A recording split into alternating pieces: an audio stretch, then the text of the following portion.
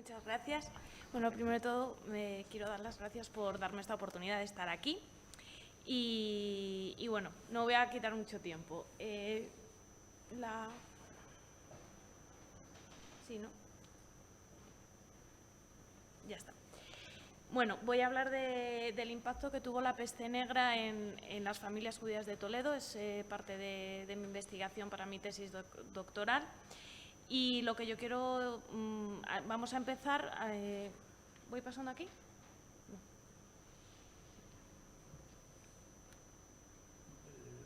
Las flechas de arriba abajo. Esta. O si no, con el ratón allí.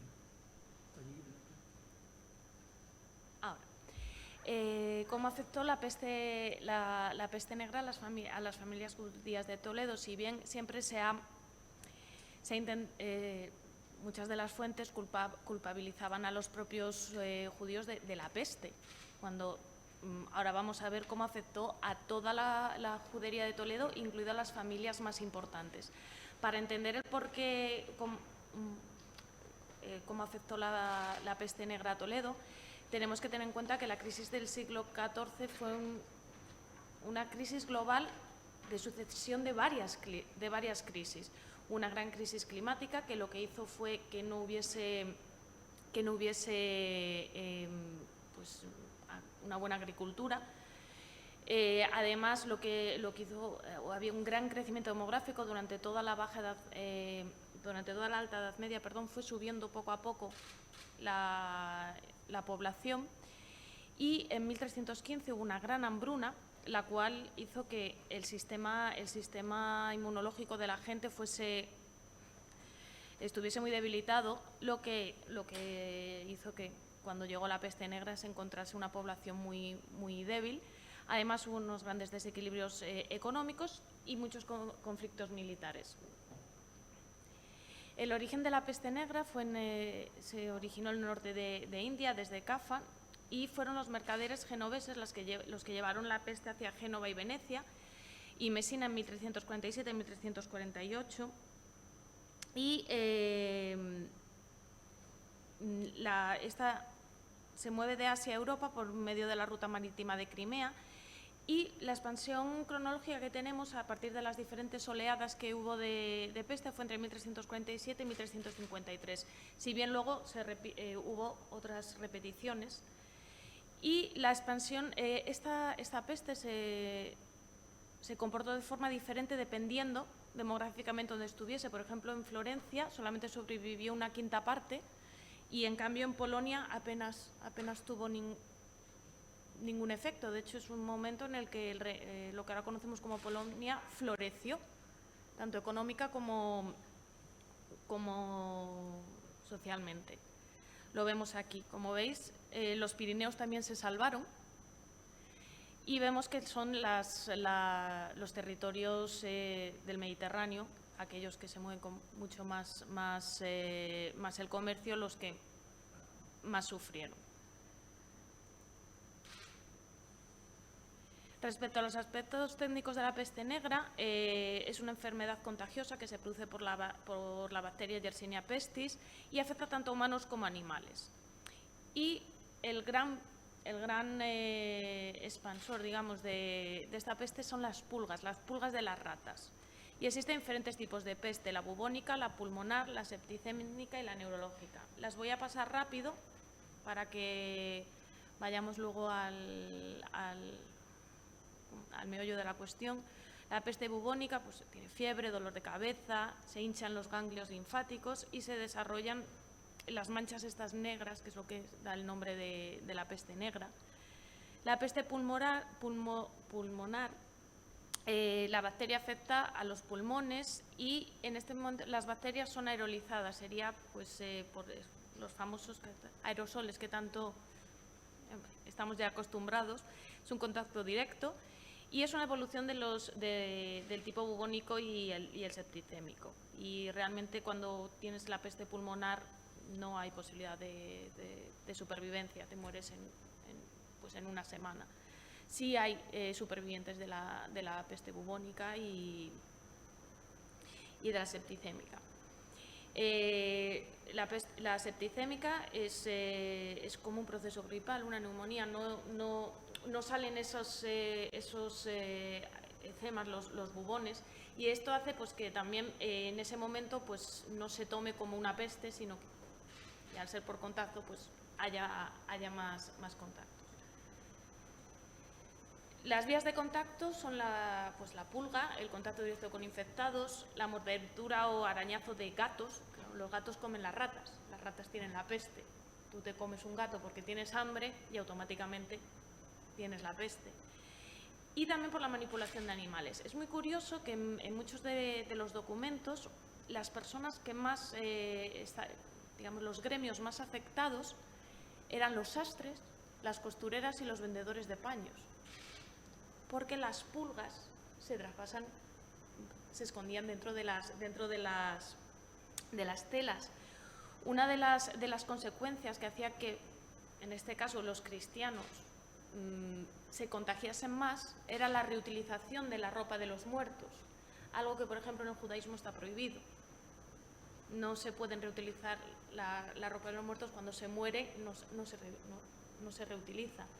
Entonces, claro, si alguien muere de la peste porque le ha picado una pulga, de aquellas había pulgas, y te quedas con la ropa, te pica la pulga.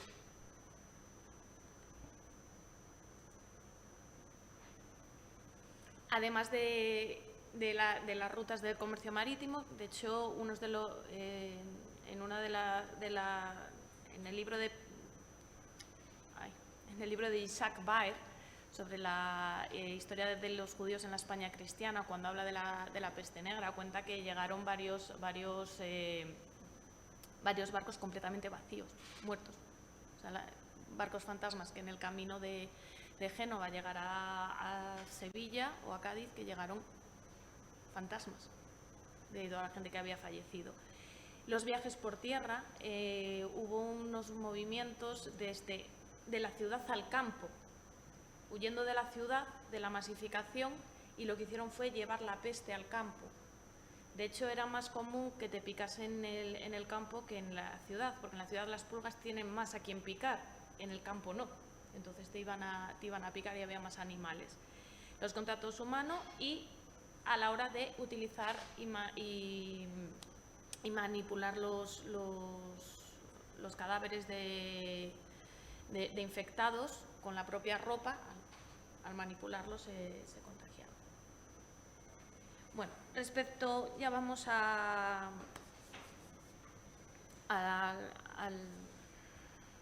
núcleo de la conferencia.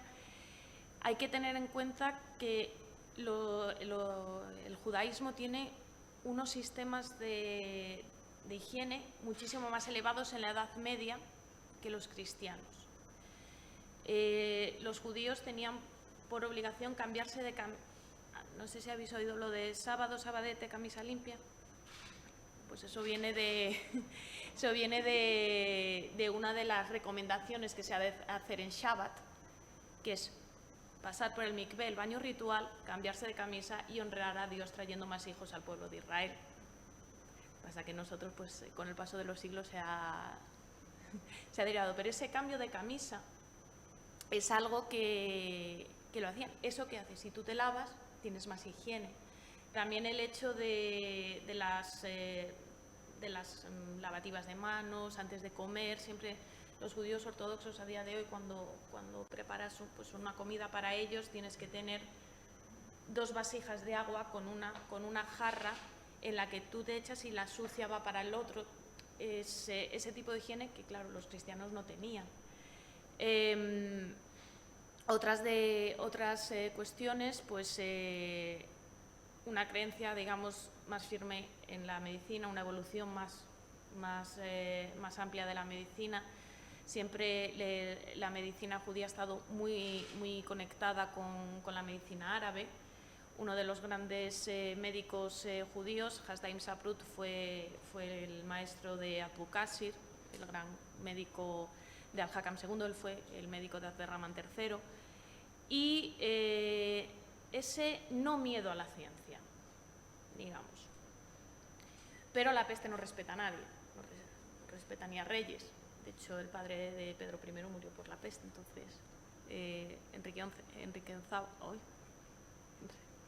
da igual. No respeta entre pobres, ricos, ni tampoco diferencia de religiones. Los textos que yo he investigado son 76 inscripciones funerarias que se encuentran dentro de un manuscrito. Es un manuscrito de un autor anónimo.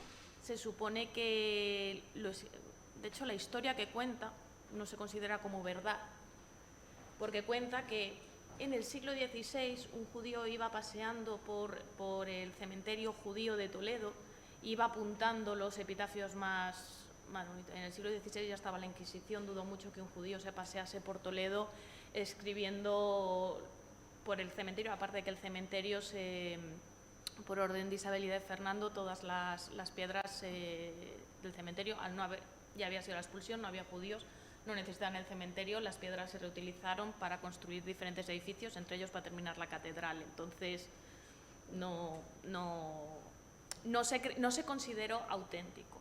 El caso es que este documento fue donado en 1809 a la Biblioteca de Turín, pero a los pocos años se quemó la biblioteca y desapareció.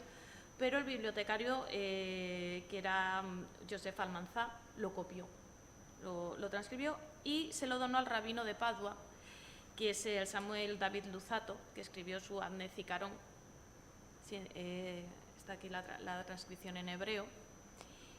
Y es curioso cómo no se tenía en serio ese manuscrito hasta que viene el segundo grupo, que son 12 lápidas conservadas, y 4 de esas lápidas se encuentran en el manuscrito. Entonces, automáticamente se consideró que todo el manuscrito era auténtico, menos la historia que contaba de cómo se había escrito el manuscrito.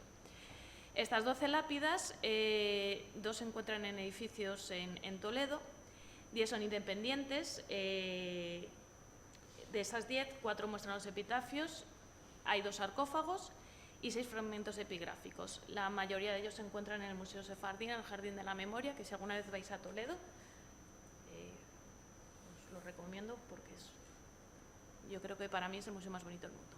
Pero bueno. Las familias toledanas que se encuentran en estos epitafios son familia Ben Shusen, Halevi Abulafia. Halevi Abulafia es la familia de Samuel Halevi, quien construyó la Sinagoga del Tránsito, la familia Nakaba, la familia Ben Asher, Ben Alaf, Ben Israel, Falcón, Al-Masudia, Al-Saracostán. Al-Saracostán es el zaragozano. Ben Masad, Ben Nagmías y Ben Turiel. De estas familias, las más importantes son las Ben Shusen, Abulafia, y la que más vamos a tratar es la Ben Asher. Hay que tener en cuenta que todo esto son grandes familias, grandes mercaderes, todos ellos son pues, rabinos. Cuando nosotros hablamos de rabinos en la Edad Media, no tenemos que pensar en un rabino como lo pensamos ahora. Cuando encontramos en un manuscrito la palabra rab, es como don.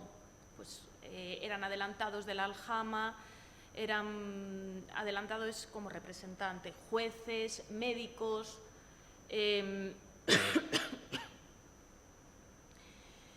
Gente importante, gente que tenía dinero para poder pagar un epitafio o una inscripción en una gran lápida de granito. Por ejemplo, podemos destacar pues, Asher Ben Turiel o Isaac Ben Al-Masudia, que fueron representantes y jueces de la aljama. También podemos a otro juez como Samuel Ben Masá, a Rabí Asher Ben Yehiel, que es uno de los que vamos a hablar, y entre ellos también sus mujeres. Por ejemplo, tenemos a Jamila, la esposa de Rabí Shlomo Ben Rash Asher, y el hijo de y su hija Miriam, que también estaba casada con Rabí Judá Ben Asher. Ahora vamos a ver que aquí la endogamia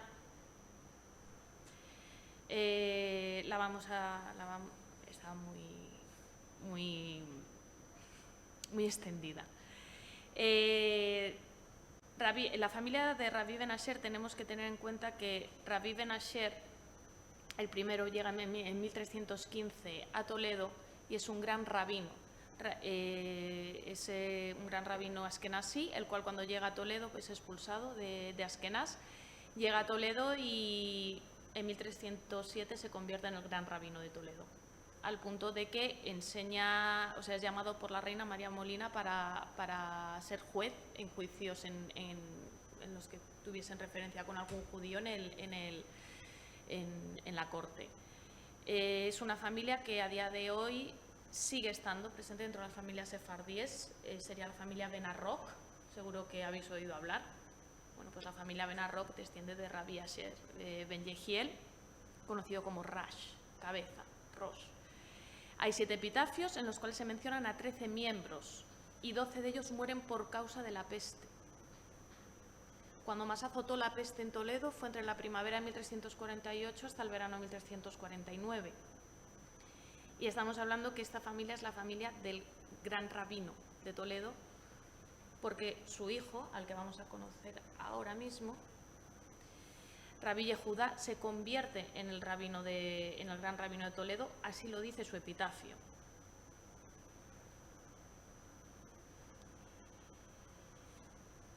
El epitafio de Rabí Yehudá es el que nos cuenta cuándo llegan a Toledo y el que nos cuenta todos sus matrimonios. Es curioso porque cuenta que se casó el día antes de la fiesta de Sukkot, se quedó viudo a los pocos días del fin de esa fiesta, por lo que se casó con la hija de otro hermano suyo.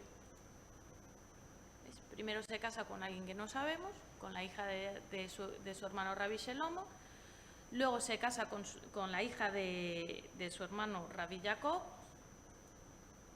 luego se casa con la hija de su hermano Rabbi Yehiel, y luego, es muy curioso, cómo su hijo se casa con la hermana de su primera mujer, con Miriam. Todo esto lo tenemos en su epitafio. En su epitafio dice: Dios le otorgó gracia a los ojos de su pueblo y se sentó en la cátedra de su padre. Inmediatamente después del fallecimiento de este, y se mantuvo durante 21 años en la academia de sus antepasados. Como sabemos que murió en 1349, restamos esos 21 años y tenemos la muerte de su padre. Estos epitafios son una fuente incalculable para la prosopografía y para el estudio de las familias. Hayim muere el 8 de junio a la edad de 14 años y en su epitafio no se menciona nada más. Rabbi Shelomo muere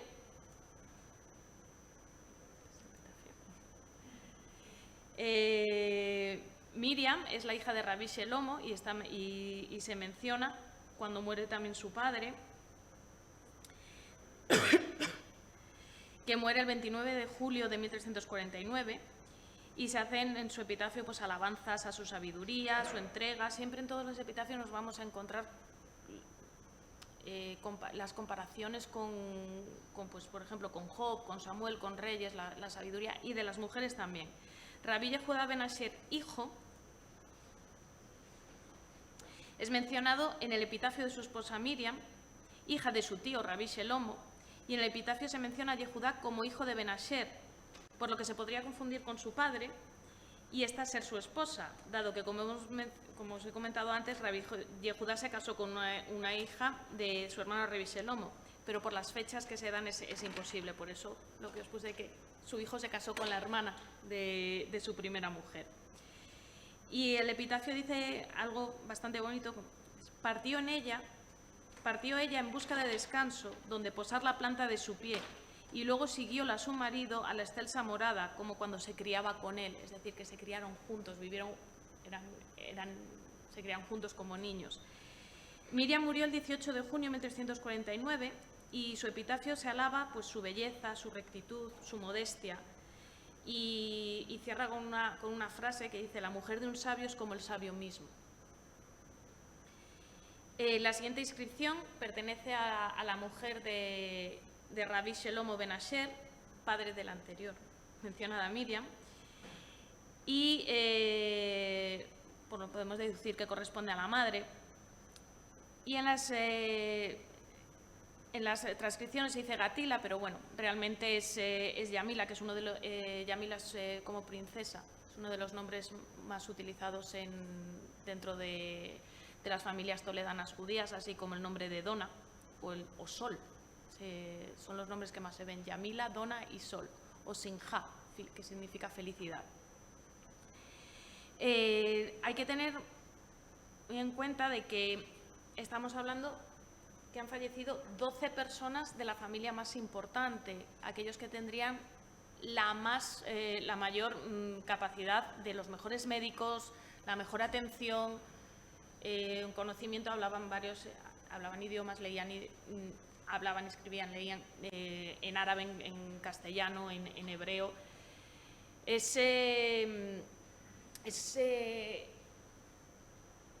Sobre todo los contagios, es lo que vemos que los contagios donde más se pronunciaban era entre familias, entre gente, entre parejas, entre cónyuges. De hecho, uno de los epitafios habla de cómo se muere sin llegar a crear la casa, acompañando también a su mujer. En el judaísmo te casas, pasan 15 días y es cuando tú creas tu propia casa, cuando entras en la casa, cuando vas a crear tu morada. A los 15 días del matrimonio, el matrimonio se estipula a partir del ciclo menstrual de la mujer, entonces coincide con la ovulación, en el momento que ya se pueden ver y cuando ya crean su casa, y muere, y la única que sobrevive de toda esa familia, porque se contagiaron en la boda de la peste, es la suegra, que es la que tiene que hacer el epitafio.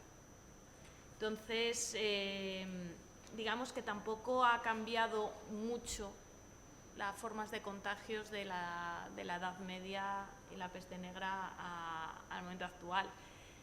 Y las otras familias, pues tenemos a Rabbi Shalomo, también, casi todos son en 1349. Posteriormente, las diferentes oleadas que hubieron más de la peste sí que se cobraron algunas sí que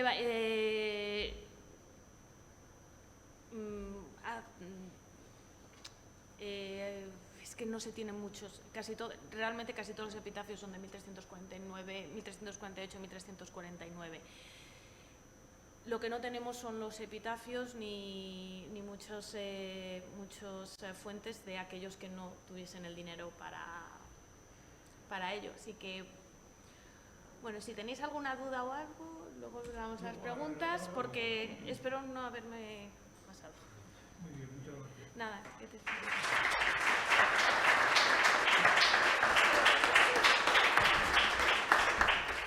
Yo tengo una pregunta muy breve para Carmen y es la siguiente, y sé que es de casi imposible respuesta. Gracias. Pero esta evidencia de que la peste negra crea un ambiente antijudío es impresionante, pero están muriendo al mismo tiempo que los cristianos. ¿Hay alguna prueba o alguna evidencia o algún indicio de que hay algún cambio de mentalidad o alguna actitud que trate de favorecer un poquito a los judíos? Así, sé que a mediados del siglo XIV es muy difícil encontrar documentación o pruebas.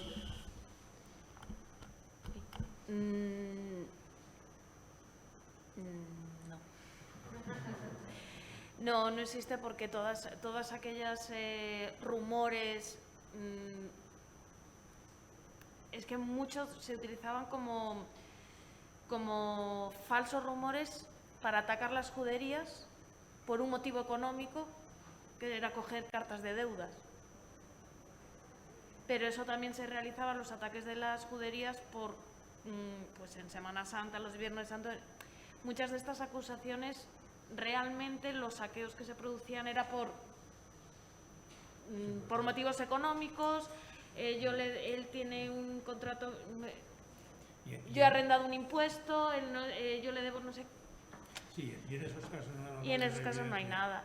Sí es cierto que hay un libro de David Nirenberg que se llama Comunidades de Violencia, que trata en uno de los capítulos el tema de cómo siempre toda enfermedad, es también lo que ha dicho Felipe, es el odio al extranjero, a lo desconocido, pues se le acusa al extranjero.